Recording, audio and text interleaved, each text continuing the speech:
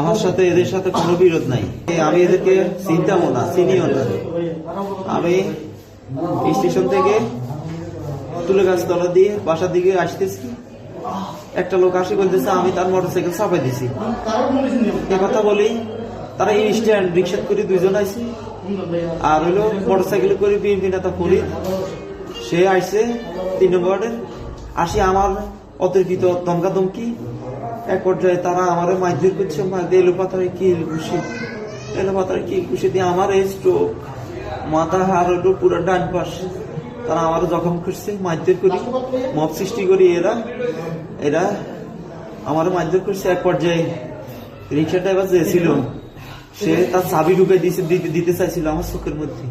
আমি এই হাত দিয়ে ফিরেছি, হাত দিয়ে ফিরানোর পরে হাতে জখম পাইছি, চাবি হাতের মধ্যে ঢুকে গেছে, এত জোরে তারা আমাকে আঘাত করছে।